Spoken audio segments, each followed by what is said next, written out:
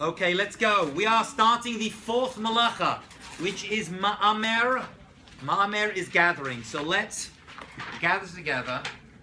See what I did there? The information we have so far. We started by talking about malachas machshavos, the way malachas were done in the Mishkan. We then spoke about a number of exceptions to malachas machshavos. We had a whole bunch of them, and we put them into three categories. That was the first few classes. Then we started last class, the actual malachas themselves. The first malacha was, thank you, choresh, which is a delicious Persian stew that we plow into. As well as that, it's digging grooves into the ground for the purpose of preparing and aerating the soil so it's ready for fruit and vegetable production. And wheat. After you plow, you seed. What's that called in Hebrew? Zoreah. We're going to get the Hebrew words down. Zoreah is seeding. And we spoke about that's putting a seed into the ground purposefully in order to have the fruits or vegetables grow. After Zoreah, we did Kotzer. Kotzer is to harvest, to reap. Reap that which you sowed and plowed, and to get the benefits of it. And we included trees into that, and we took out grass. We did a bunch of stuff over there as well. Lying on the grass, I should say. We do the halachos over there. So what do I have now? I have, let's go with wheat. Wheat's the easy one to remember, okay? Because it's Siddur Pas anyway. We're doing the order of bread. So now I have a big pile of wheat in front of me. What do we do? Funny, 2016, we don't even know the stuff anymore. I lived on kibbutz for a year, so I actually got to get hands in a lot of these things. Not all of them, a lot of these things. What do we do once we have a pile of wheat in front of us? We go to the store and buy some bread. Who's got time for this? Right. Okay, so we're not going to gather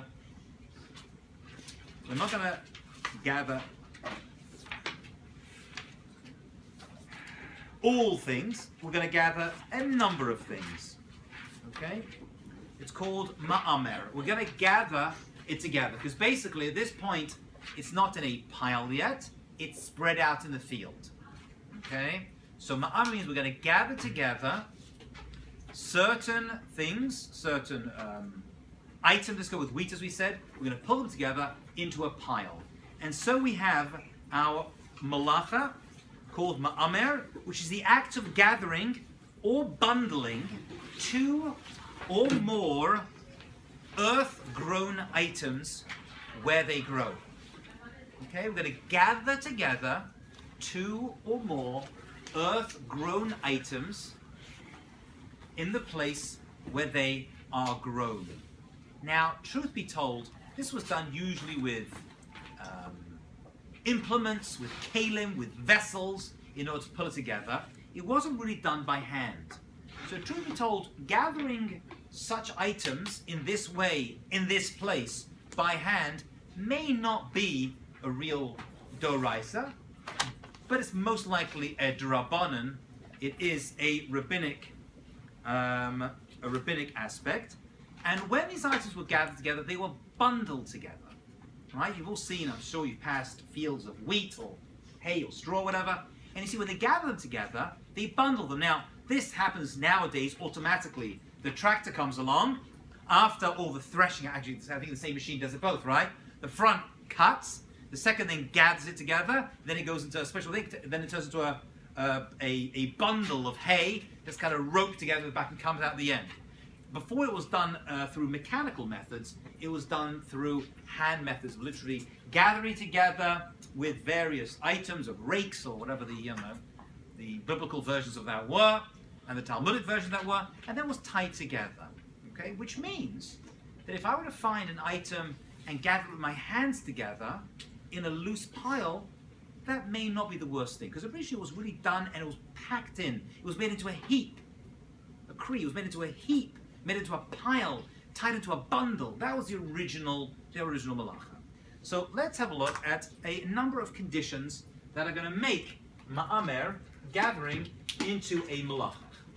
Okay, so if you want, I call it the four exceptions to the rule, but these are actually the principles of it. So we say, ein ma'amer, it's not considered gathering, ella b'gdulei karka.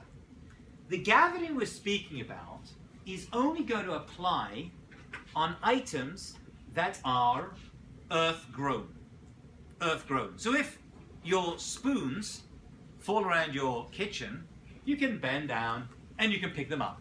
Because metal, spoons, knives, books are not considered to be earth-grown. Well, actually, maybe a book could be an exception. It isn't. How could you argue with a book? I mean, not argue with a book, but about a book? Books comes from trees. Hold that idea, Whitney Kagan, in your cerebellum. We're going to come back to that. Number 2. Ein imor ella b'makom gedulo. It's only considered ma'amer, imor, gathering, in the place where it grew. Which means that gathering books together, although they are made of paper which comes from wood, even though it is, that's not where trees grow. Trees don't grow in the form of books. They're outdoors. It doesn't literally mean where that particular item grew. It means where such items are grown. Where such items are grown. So, if, for example, apples spilled in your kitchen, you could gather them together and put them into a bowl. Although they are gedule karka, they are items that are earth-grown, gedule that are grown in the ground, grown from the ground. Even though that's true, still, kitchens aren't where apples grow. Thereby, it would be permitted to gather up any type of fruit that falls into your kitchen. But if your fruit were to fall and drop outdoors, on earth and grass, for example, although you don't grow apples in your garden, apples grow in gardens or orchards, they would fall under the same category. So that's going to be a challenge. So we're going to come to that challenge in a few minutes. Ein ma'amer achar ma'amer. Which means, let's get the exact translation of this. It is not considered ma'amer, gathering, once an item or after an item has already been gathered. It's not considered ma'amer, it's not considered gathering after an item has already been gathered.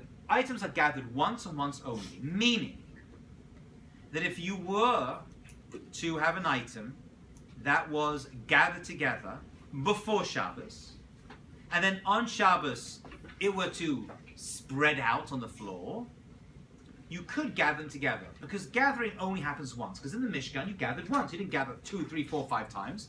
The wheat came out, it was cut, it was gathered together, and gathered together once. It was taken into the house, or wherever it was. Actually, into the barn to be treated, we'll see later on. Okay? There's only one form of gathering that we're dealing with. Once it's gathered once, it's not considered gathering twice. You understand? You get that clear? You gather it once, that's it. Okay? It's a one-shot deal. If there were to be fruits that had landed on your lawn before Shabbos and hadn't been gathered together by you, in that circumstance, that could be a problem. But I'll give you a way out of it as well. Okay? And finally, the items must be in their original state. In the Tzur, they were beforehand, which eliminates books, because although books are from trees, that's not the original state. Okay? The original state means the way it was. If it was turned into something else, it wouldn't be a problem. The same would be true about t-shirts. If, for example, some cotton t-shirts fell out and you wanted to gather them together and it was outdoors somehow, right? That would be okay. Because although t-shirts are made of cotton, the cotton itself has changed radically and drastically enough, it's not considered to be an earth-grown item. It's not in its original state anymore. So those are the 4 rules, exceptions if you will. They have to be gidule karka, grown from the ground, earth-grown items, to exclude spoons, knives, and anything else you think of. Has to happen in a place where such items do grow, meaning outdoors, not indoors. Okay, in a paved area, that's going to be questionable. Number 3, ein mameh achar, once it's gathered once, That's the end of it. And number 4, the item must be in its original state. Yes, Shana Ramon. Does it need to be all of them, or just one? What do you mean, all of them, or just one? Like, if it's something that's, if it's not in the, like, one is the exception. Is the exception when one of these apply, or when all 4 applies to the same item? Oh no, you have to have these on even one of them, right? Even each one of them is good enough to get around. Okay. Exactly. In other words, it's a book. It's a book, okay, but it's outdoors, and everything else, it's gone, right? Each one of these will exclude it. Each one of these will exclude it from the. So something's already been gathered, and then you drop it out. No problem. Yeah. And the problem when you said that if your apple falls near the tree, so then this is the rule number 3 applies since it was already gathered the first time, you wouldn't apply for the second time. Aha. You're saying once okay. I hear that. I hear that. It already has been gone through the gathering process once. Okay. We're going to be careful with that anyway, and we're going to do something to help you in this area. Yeah. What about like packing, like gathering your clothes and putting it in a Not a problem. Really? That's another situation though. Because you can't plan for after Shabbat. Right, that's called hachana. You cannot do something on Shabbat for after Shabbat. So the act of actually gathering items into a bag itself would not be a problem. By the way, they are not in the original state, so it's not a problem. But preparing on Shabbos for after Shabbos is not permitted. So that'll be another situation, but that won't be a problem. Yes. Does the reason why you're gathering it matter? Like, say you have a bunch of rotten fruit that smells bad? Beautiful question. Rebecca, right? Rivka. Rivka's saying, does it matter what you're gathering it for? Absolutely it does. Absolutely. Why were items gathered together in preparation for the Mishkan? Because you wanted them. Right? You want to collect. You want to collect the wheat because you want the wheat. If you were to find a situation where you're collecting all these items because you don't want them, like apple cores, or you just want to discard them, the gathering together is not considered ma'amer. Right? We're dealing with items that have a positive use, stuff you want. Okay? So there we have it. And gathering by hand may not be the original prohibition anyway. Having said all of that, gathering fruit that fell together. So basically what do we include? It's a t-shirt, wooden toys, paper, all such items are, and flowers and cookies are not included. They've changed enough. Okay, so cookie will not be ma'amer because it's changed enough for the original item. Let's say a person were to want to gather something. How could they do it in a permissible way? So you found a situation, which aren't that many scenarios basically, but you have a situation where it's apples, it's outdoors, and they fell and you want to collect them. So the original gathering was done en masse. It was done en masse, gathered in one heap. If you were to take 1 and 2, right, and put over there, and take another one separately, put over there, and put it like in a separate fashion, then it's going to be okay. All right? So even if in a situation where you find yourself in this situation, i.e. you're not a farmer and dealing with this, which obviously you can't farm on Shabbos anyway for these reasons, but even around your home, there are many, many applications of this, but that would be one of them. And even that has a get out, because the original ma'amer was done for a big pile. I'm going to do it separately. I'm using my hands as well. It's going to be okay. Good? By the way, fruit that fell on Shabbos from a tree is muktzah till after Shabbos anyway. So the only thing we're talking about is if it fell from your hand on Shabbos or it fell before Shabbos. That's what we're speaking about. Good? So you basically collect a few items at a time. All right. That was number 4. Malacha number 5. Turn to page 21.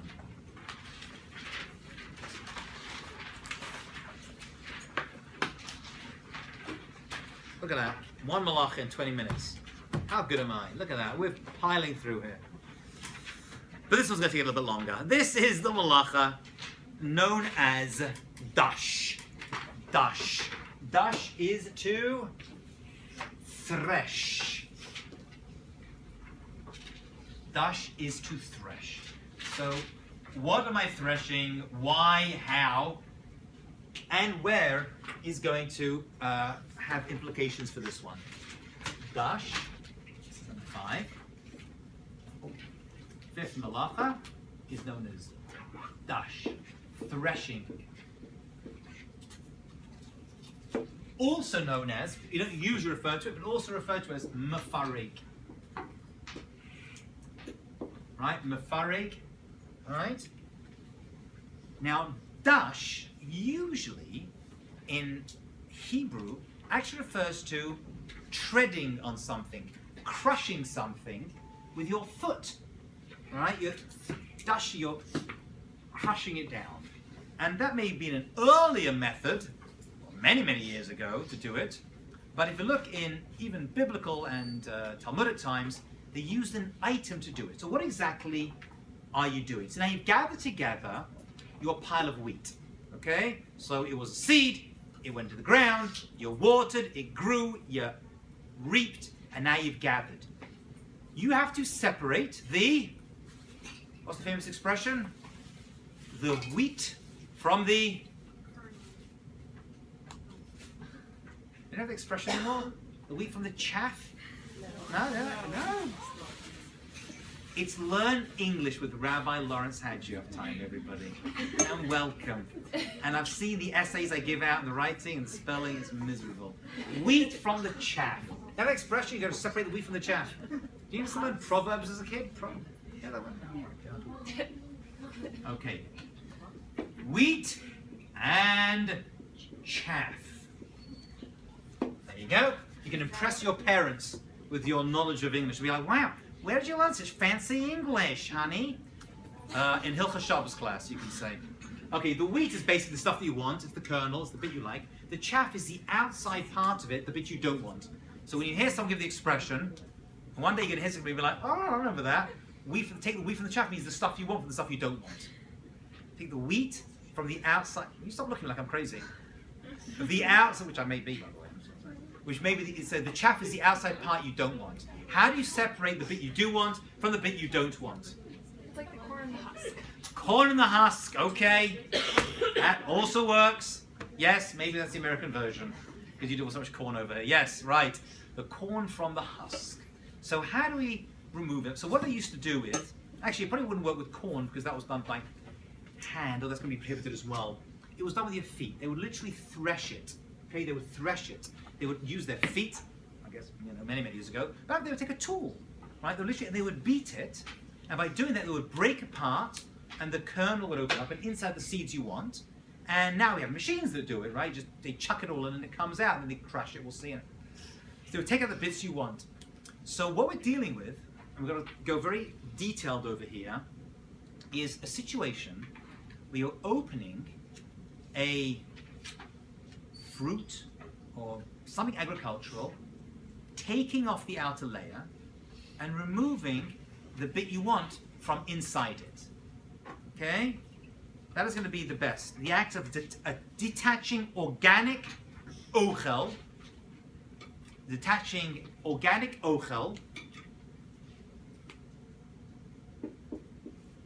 from what we're going to refer to as psolet. Psolet means the stuff you don't want. The ochel, the stuff you do want. This is how Chazal refer to it. When you go to Hilchah Shabbos here, you're going to hear this a lot. Ochel and psolet. Now this is, we haven't studied it yet, but I must mention it now. This is different from borer. Now borer is going to have, we're going to do a lot on borer because that's a real big one.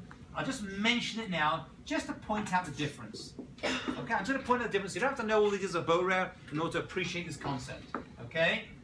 But borer we're going to see is when you have a mixture of items and removing one from the other, from a mixture. Are you with me? So borer is a mixture. Actually, to be borer, it must be a mixture. And removing the psolet from the ochel. Removing the psolet, the stuff you don't want, from the stuff you do want. That's going to be borer.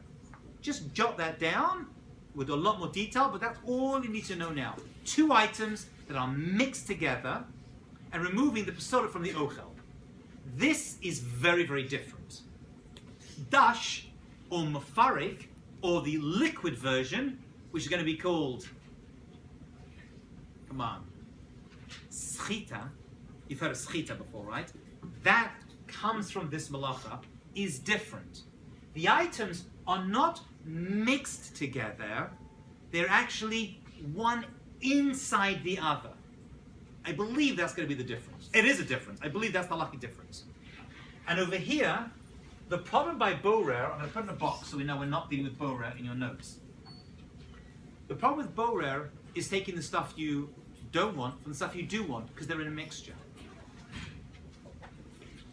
The problem, we're going to do this again, don't worry. Do not panic, we'll get this again. By Dosh, the problem is taking what you do want, the ochel, from the pasolet, because one is embedded within the other. Now there are going to be exceptions to that, many of them, but that's the basic definition. Are we all clear with what I'm saying? So I'll tell you what I'm not saying.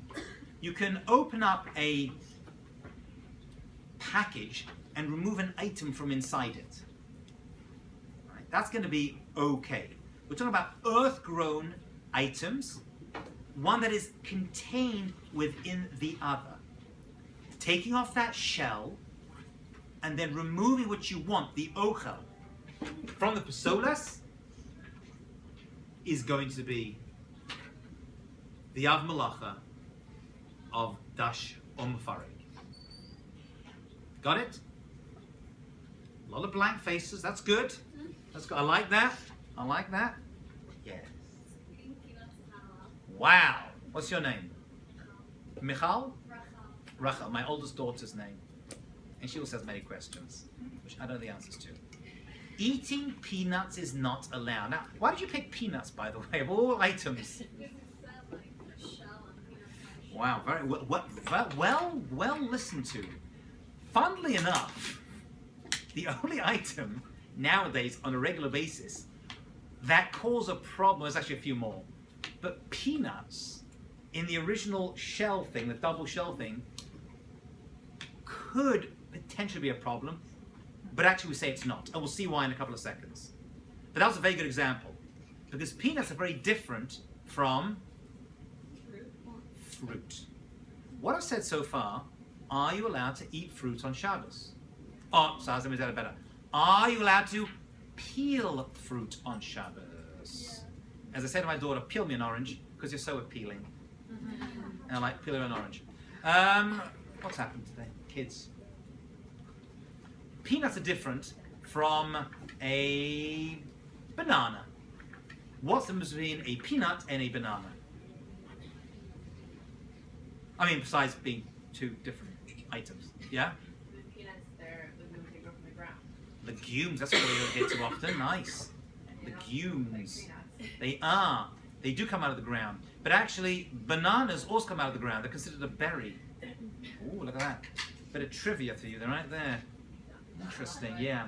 There's another difference between a banana and a peanut in its original shell. It's not, the skin is not hard.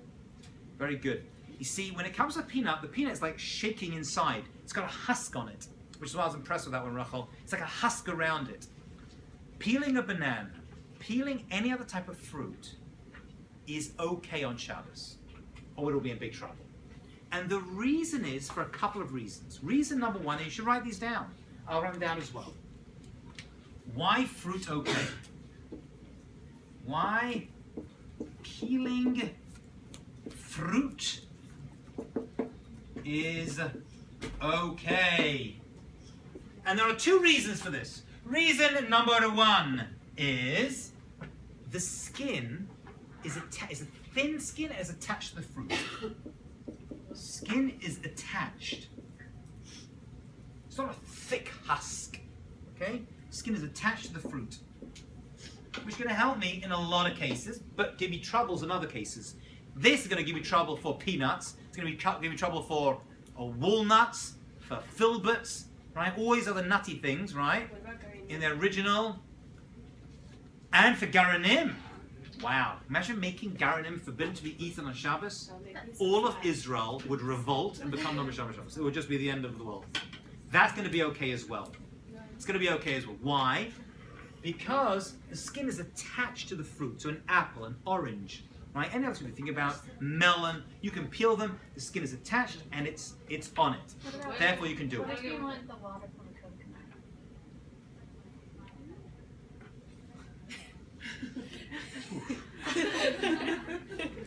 No, let's go through. Let me leave you the second one, and let's go through this. Let's go through this. Hold that coconut question right there, Miss Cousins. We'll come back to it. Okay.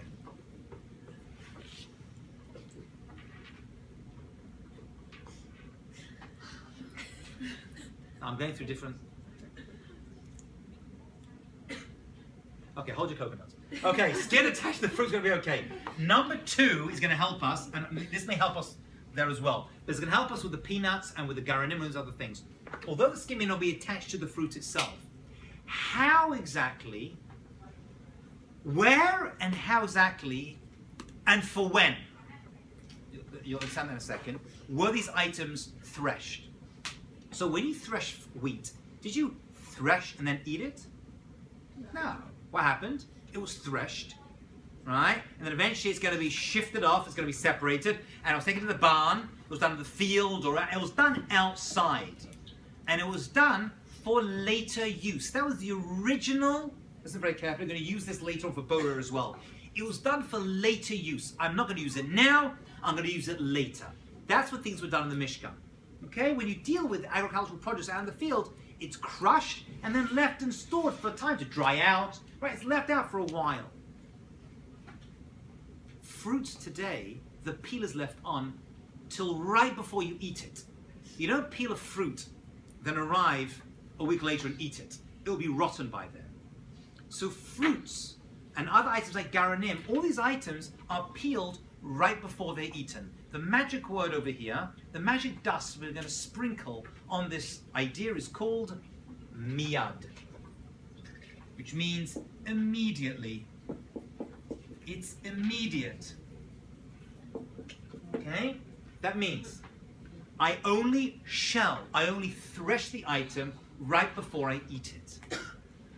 If you were to find a situation where a person would peel an item for much later, and I'll define that for you, on Friday night for Shabbos day, if you wanted to peel oranges, because they wouldn't last, on Friday night for the next day, not for the next meal. The next meal you're about to go, it doesn't mean, it can mean for the next meal we're preparing for. Hold this idea for borer as well. It's going to help us get out of this. But it's going to help us over here as well. Okay? It's for immediate. Why is that important? Because when it came to the original malacha, in the Mishkan, things were not done immediately. It was done for much later.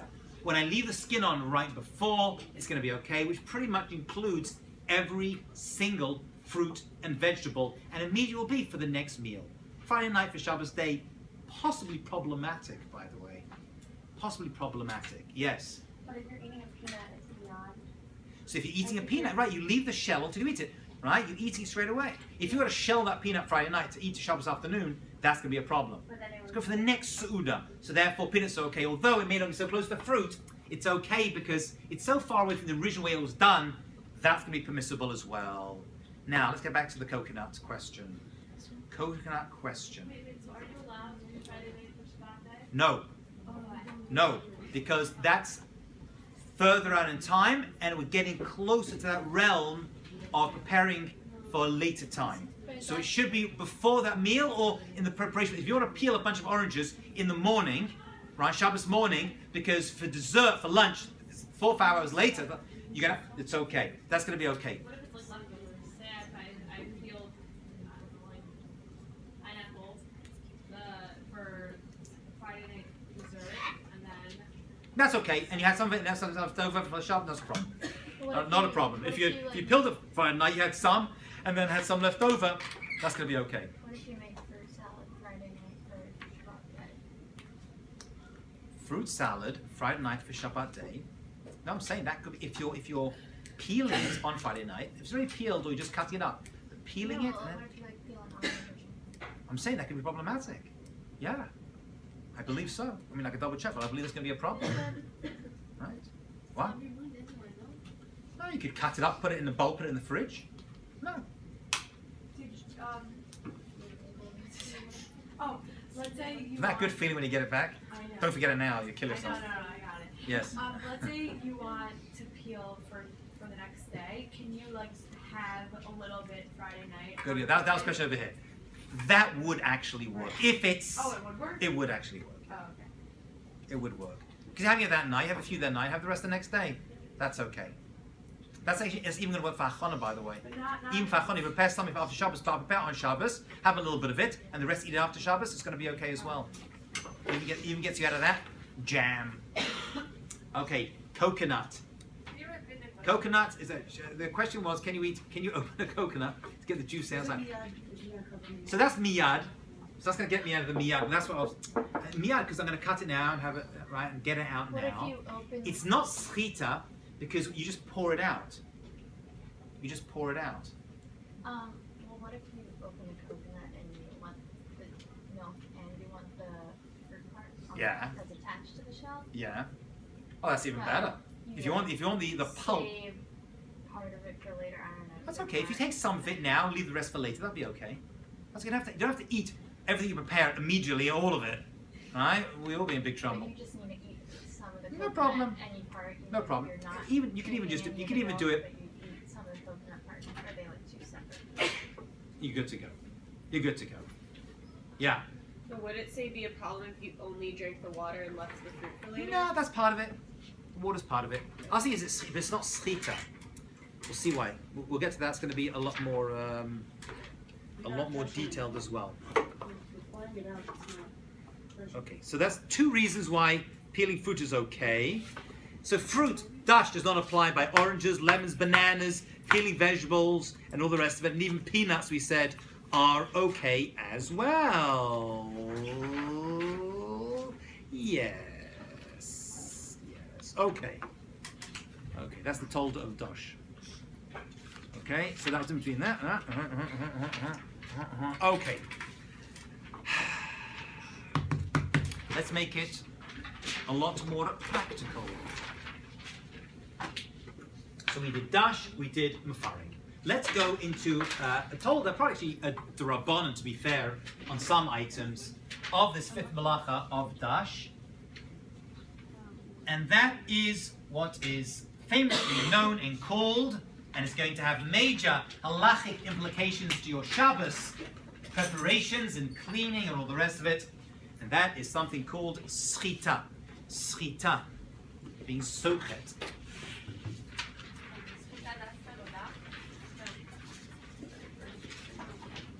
Right, Schita, which we're going to translate, possibly not so well actually, but good enough to call it squeezing. This is the same malacha.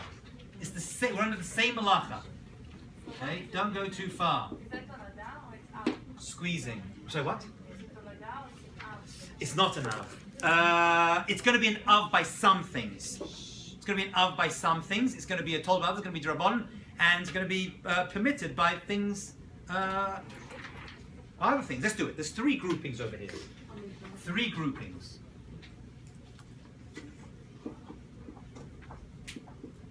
And what's weird with this one, which I have to admit is rather unusual, is that we're speaking about earth-grown items up to now, right? Everything was earth-grown.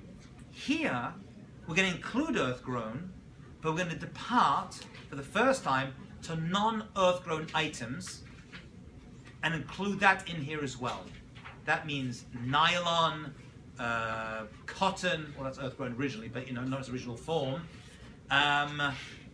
animals, humans, hair, okay, which by the way is rabbinic, right? Many of these examples are rabbinic, but let's start with the earth-grown items. So basically we have three groupings. The first grouping is going to be malacha d'oraisa, of malacha, and is totally forbidden on a Torah level. Okay, so here's a good question. So what we're talking about over here, Schita is taking liquid, which is going to be called, which is the ochel. Listen carefully, this is mega important. You'll thank me for the midterm. Taking ochel, the stuff you do want, which is liquid, which is found inside another item. And we're talking earth-grown. So what are we talking about? What do you say? It just sounds like a coconut. Sounds like a coconut. Like that. Okay, it sounds like it, but coconut actually is not going to be a problem over here. Or schita. Because you're not squeezing it. Nachon. A lemon would be a problem, right? Squeezing a lemon, squeezing oranges is going to be a problem, and other such fruit, because the ochel is being taken out of the pasolet it's a liquid form, and you're squeezing to get it out. The squeezing is important. If it were to naturally flow out of its own accord, that will not be a problem, except in this level. So I can think of only two items that fall under the Av Malacha of Schita, which is a tolda of Dosh and Mafareh. Can you think of two items that would fall under the Torah prohibition of this?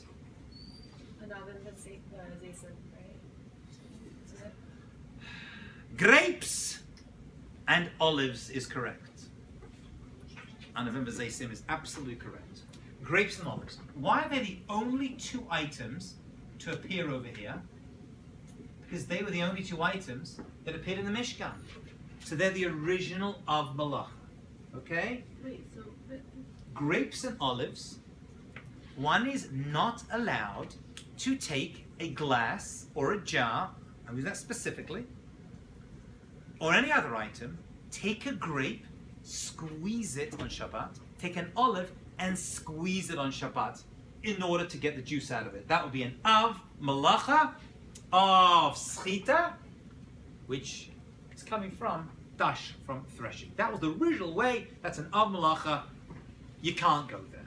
The rabbis were so concerned about people doing this that they actually added another level which only applies to level number 1. And that is Mashke Shezavu. Mashke is a liquid, Shezavu, that flowed in and of itself. Which basically means if grape juice or olive juice or oil, whatever you call it, were to come out by itself on Shabbat, you could not drink it. If you were to cut a grape on Shabbos, which you're allowed to do, and some of the juice came out, you couldn't pick up that glass and enjoy that grape juice on Shabbos. That would be forbidden. That's an extra stringency which you're going to find only by grapes and by olives. If you were to have a big pile of grapes in a bowl, and they're weighing down on each other, and some starts to naturally, the weight of it starts to create a pool of grapey, liquid, juicy stuff at the bottom of the bowl, that water could not be imbibed on the Sabbath. Which means, basically, to Americans, you can't drink it, okay? Or make any other use of it, by the way, on Shabbos itself, okay? That's going to be, if you had a bowl of grapes and there was some liquid from before Shabbos, and then you brought it out, and some more liquid is being knocked around, that's going to be okay. It's kind of lost in the milieu of existing grape juice, that would be okay.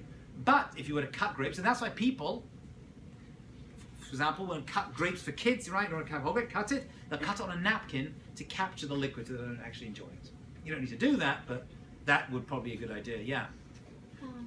So if you make fruit salad? Making fruit salad on Shabbos. With grapes. With grapes. That's a great question. There's other fruit juice. There you are, cutting a grape, and the juice comes out. That would be okay. And you could eat the grapes. And now you're telling me, but there's other juice inside there, and some of that juice is now flowing into that. Could be okay. I think. Because there's other juice already inside. It's just mixing in with other juice, as opposed to a grape in and of itself. I hear you, sister. I'm hearing you.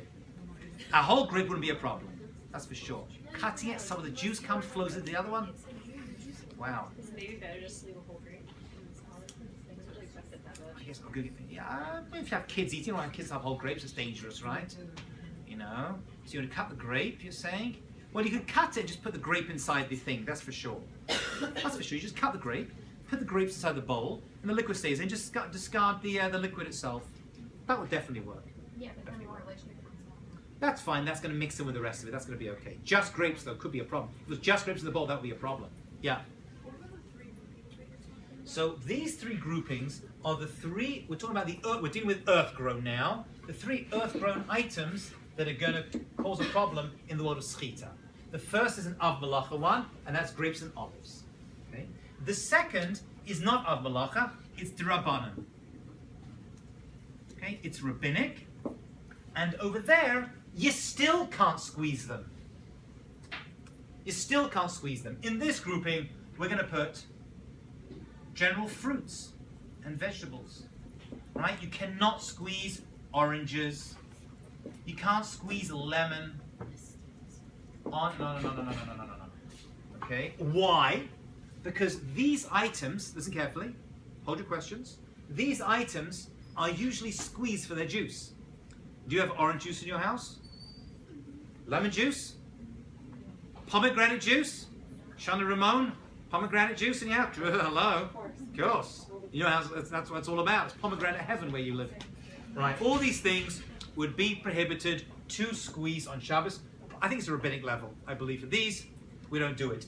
The difference between 1 and 2 is if these items and the liquid were to come out of these items by themselves, you could actually enjoy them. Which means that the orange juice that came out of the orange when you cut up and put it on the fruit salad, that juice can be eaten. The rabbis didn't make that restriction by those other peirot, by those other fruits. Good? Yes. So what about tea or salad? Great question. So now I'm making a cup of tea on Shabbos. Delicious. And I want some lemon in my tea. Here's the question. Am I allowed to cut a lemon and put a slice of lemon into my cup of tea on Shabbos? Yes, it's not squeezing it. Start with the first question. I'm getting there, sister. Yes. Yes, how do you know? I do my grandfather. Great. So that answer of, I saw my grandfather do it, is a great answer, and there's truth to it. Having said that, I've seen many people, rabbis included, that mess up on many of these laws. I'm just saying, and I'll give you examples of this. Later we'll get to Borer, by the way. Your grandfather must have been a very holy Jew, and the answer is, that's good enough. However, let's know the mechanics behind it. So why was he allowed to cut a piece of lemon and put it inside his tea on Shabbos? Because it's coming out by itself. It's passive. It's passively coming out. And that's why it's okay. So I'm going to cut my lemon, put it inside. It comes up by itself, right? The liquid in the glass is going to naturally and passively get infused by the lemon itself. What can't you do? Squeeze it in. You cannot squeeze a lemon into a cup of tea of Shabbos. You also cannot even take your spoon and squeeze the lemon against the inside of the glass with your spoon. Which reminds me of an old joke. Guy goes to the doctor. He says, "Doctor, every time I drink a cup of tea, I get a pain in my eye." The doctor says, "Very simple, just move the spoon." I'm like your father telling his old bad jokes, right? You have to humor him. Yeah, Shana. I don't know if it's related, but if a non-Jew does it for you, is it allowed? Probably. I think so. Yeah. Wow. Mirla Akum on by a lemon squeezing into a. Woo. That's a biggie. Like someone working like. That's a biggie. That's a biggie. That's a biggie. Okay. Okay. Hold it. I think it'll be okay. Fine. That's the drabanan. So the third grouping is basically mutar, permitted. Okay. What's mutar? What's permitted? And that's going to be peiros, fruit, right? Which are not squeezed normally. Now, this is tough because America 2016, they're squeezing everything to get the liquid out of it to drink it. You know what I'm saying? There ain't nothing. When I grew up, we learned it was okay to squeeze melons because no one drinks melon juice. Right? But hello, who doesn't drink melon juice nowadays, right?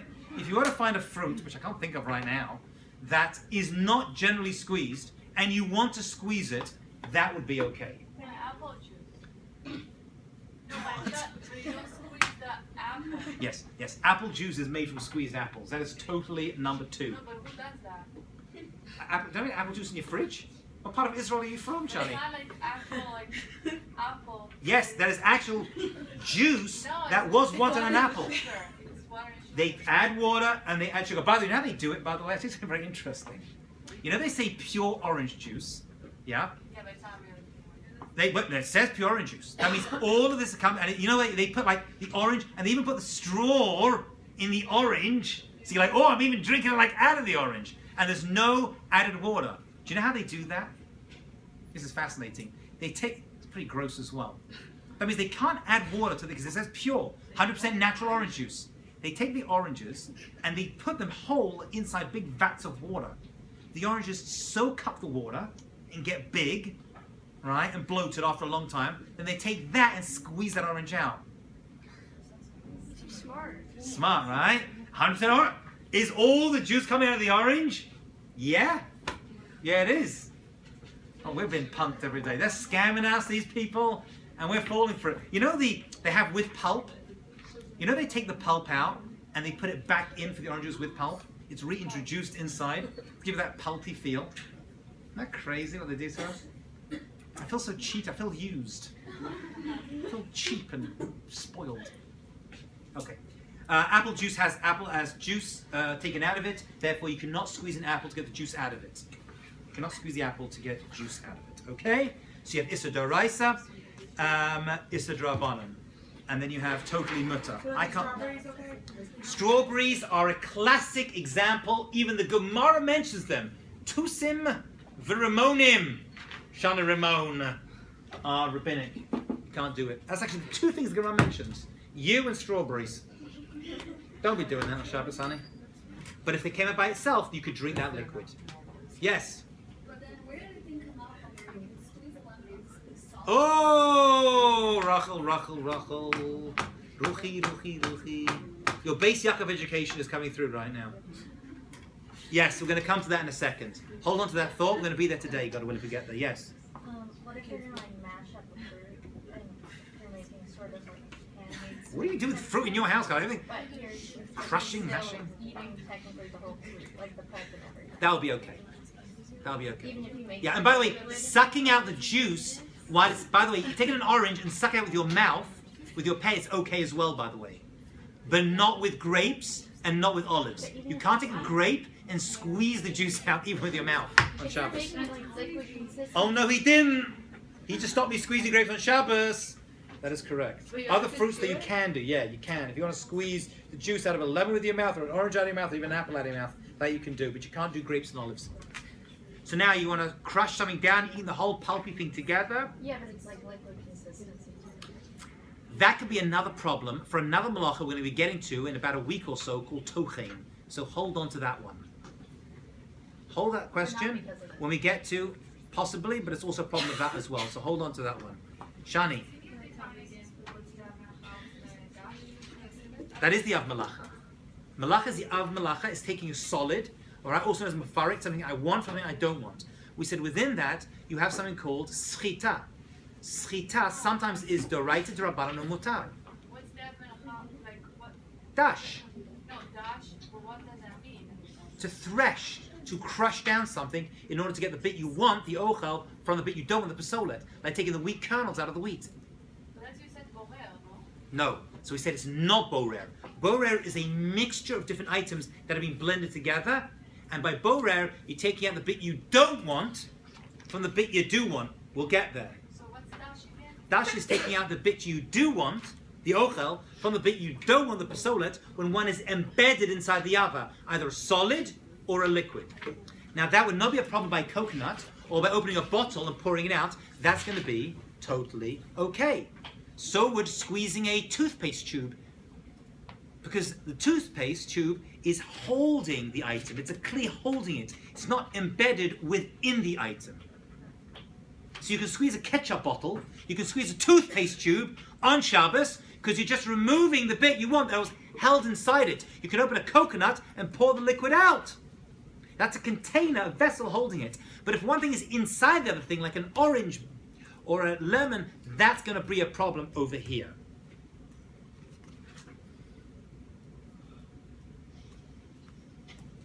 There are certain foods that absorb liquid, what's called kavashim, like pickles or latkes. Over there, it's going to be okay to squeeze out the excess oil from a latka or from kugel, right? That's the kavashim concept. You can press a spoon against it or use a napkin over there because you don't want the oil that comes out of it. Okay? If you want the oil, then that's going to be prohibited, obviously. But here I don't want the oil, so that's going to be okay. You want to press down on your pizza with your napkin to remove the excess oil, which I recommend. Don't recommend eating pizzas, but if you're going to, that's going to be okay because you don't want the oil that comes out of it. Okay? Alrighty.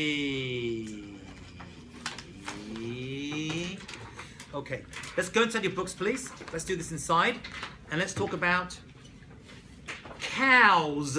Mafarek, also called Schita. Extracting a liquid, actually one of the 7 primary liquids, has a special status of mashke of liquid from ochel. That's going to be a problem. Okay? Example, you cannot milk a cow on Shabbos in order to get the milk.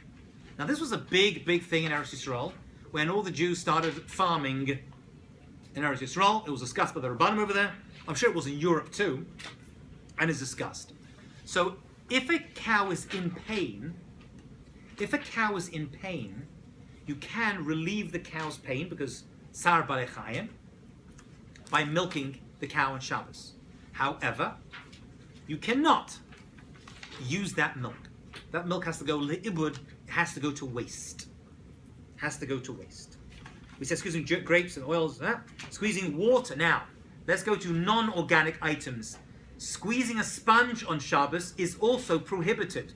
You cannot wash a plate, knives, forks with a sponge. Why?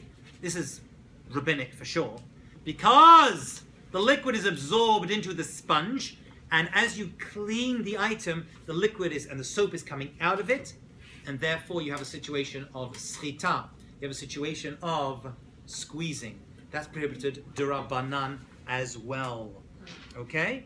But if you just start, you're squeezing, but going away. No, but I'm taking my sponge and I'm using my sponge with liquid in it, and I'm cleaning the plate. As it goes down, it's pressing, and the liquid is coming out. But you're not doing anything. You are doing something. You're squeezing the sponge But you're not to get the doing liquid out of the it. liquid. What? The liquid itself. No, it's not being thrown away. The liquid is being used over here in order to clean the plate.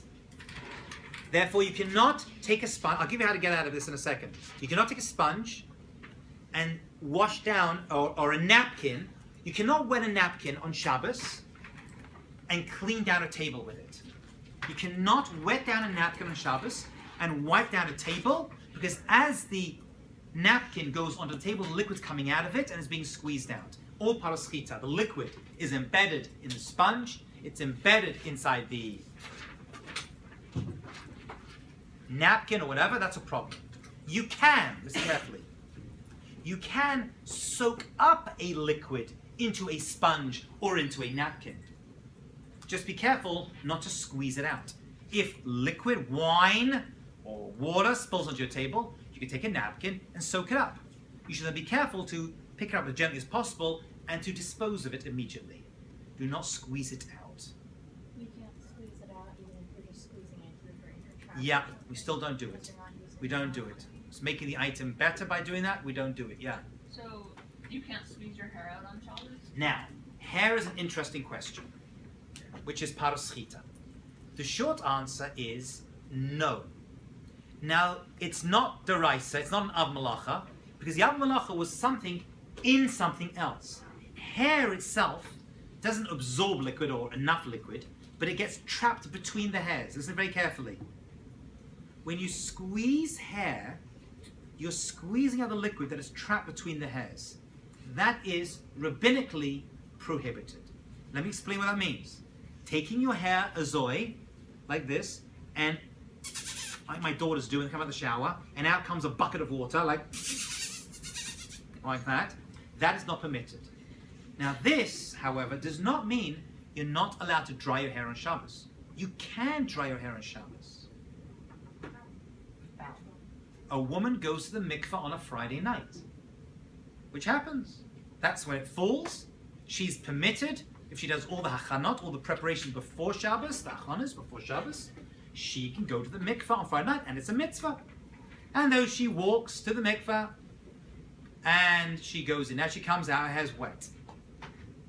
Is she allowed to dry her hair on Shabbos? With a towel, why not? So the answer is, with a towel, it's okay.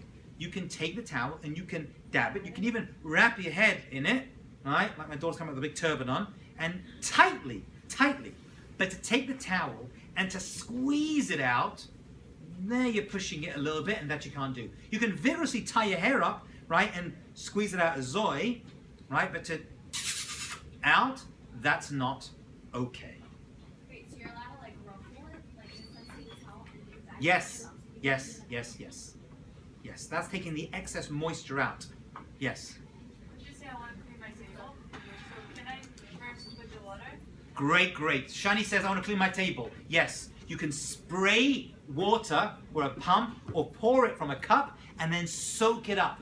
That would be permitted. That would not be Schita. I want to add another aspect over here. I know we're doing a lot today, but let's get through this. Okay. So, oh, by the way, in Eretz Yisrael, there's something very interesting, and it was based upon this concept when it came to milking cows, but it was actually forbidden by the Rabbanut a number of years ago, but it was done. And the answer is this. Let's say I want to squeeze a lemon into a glass. Can I do it, yes or no? No. D'oraisa or d'Rabbanan? D'Rabbanan. Very good. Let's say I want to squeeze a lemon into a cup of tea. Allowed or not allowed? Not allowed. If I want to put a slice of lemon into my tea, that's okay because it passively comes out. Let's say I want to squeeze a lemon onto some food. Am I allowed to do that? And it goes like this. Mashke, liquid, haba, letoch, ochel, liquid that comes into a food, which came ba me'ochel, it came from a food.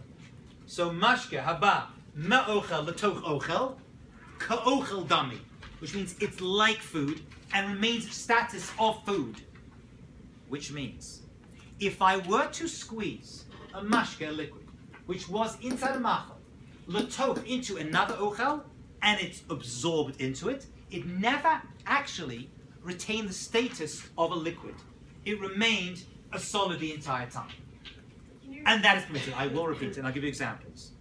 Mashke, liquid, which comes from ochel, which came from an ochel,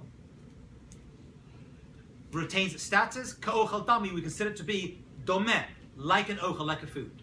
Which means squeezing a lemon into a glass is not okay, squeezing it into a lemon of tea is not okay, but squeezing it onto a piece of fish is okay. So I'm going to squeeze my lemon into my fish, that's going to be permitted. Even if some of it runs off, doesn't all get totally absorbed, that's also okay. I want to squeeze, Miss Cousins, you've got your salad, and you want to squeeze a lemon onto your salad on Shabbos, you're good to go. It's mashke, a liquid, haba ma'ochel, from the lemon, that's the ochel, letoch ochel, into a salad. Some's going to be absorbed, doesn't need to be all absorbed into it, and there's liquid on the bottom, that's okay, because it's not olives or grapes. Ta-da! You're good to go. You're good to go. Okay, that is permitted. In Eretz Yisrael, they thought, you know what, let's milk our cow. I need another few minutes on this. Let's milk our cows, and let's milk it and cover the floor with bread. Bread. The bread's going to soak up. The bread's going to soak up the milk. Then after Shabbos, we'll squeeze it out. They purify it. They pasteurize it. All right? That's what they do. They pasteurize, make it clean. Believe me, your milk goes into dirty places before it ends up in your cup. Don't kid yourself. They pasteurize it. It's going to be okay. They're like, 1 second. We're going to apply mashke bam tochel tochel tochel dami. Ta-da! And I was like, you're pushing it. You know what I'm saying? Like, hello. You know what I'm saying? It's a bit of a scam because you know it's going in there, you know most of it's not being absorbed, and that really was taking advantage of the idea. But the concept itself does work, and that's why you are allowed to milk a cow on Shabbos for nothing. It is for this reason, hold on, one last idea before I forget, that a woman is permitted to breastfeed her baby on Shabbos. Breastfeeding is totally permitted because it comes from the person into the baby. And the liquid itself goes from one to the other and does not have the status of a liquid. Therefore, it's okay. However, expressing milk, pumping milk on Shabbos for use of that milk on or after Shabbos is prohibited. And what many people do is they'll milk out into, now, you're allowed to actually express the milk because it's painful.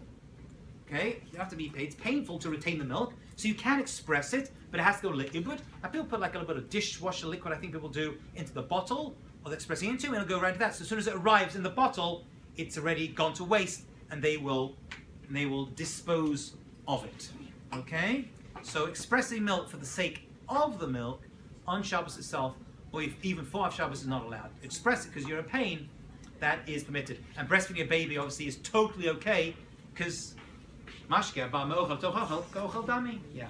What about liquid into another liquid, like a lemon into like No, a olive oil? no. It's got to be absorbed into a solid. That's why you cannot squeeze a lemon into a cup of tea. Woo! We did a lot. We did a lot. I'm going to have to come back to this a little bit more. Next class we'll finish off this topic in its entirety.